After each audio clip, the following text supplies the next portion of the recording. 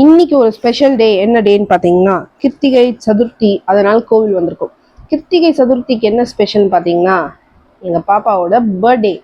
So இன்னைக்கு அவள் பர்த்டேனால புது ட்ரெஸ்லாம் போட்டு காலையில் எழுந்திரிச்சு எல்லாம் ரெடி ஆகிட்டு நம்ம வந்து கோவில் போய் சாமி தரிசனம் பண்ணி அர்ச்சனை எல்லாம் பண்ணிட்டு பிரசாதம் வந்துட்டு நெய்வேத்தியம் கொடுத்துருந்தோம்.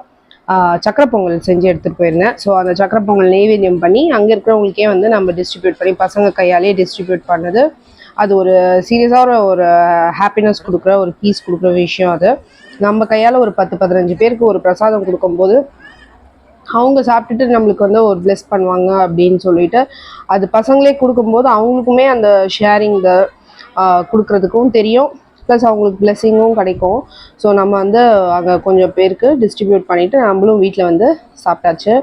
அண்ட் எல்லாருமே வந்து கண்டிப்பாக பாப்பாவை விஷ் பண்ணுங்கள். தேங்க்யூ ஃபார் வாட்சிங் த வீடியோ பிடிச்சிருந்தா லைக் பண்ணுங்கள். சேனல் இந்த மாதிரி வீடியோஸ் நிறைய பார்க்க சப்ஸ்கிரைப் பண்ணி வச்சுக்கோங்க.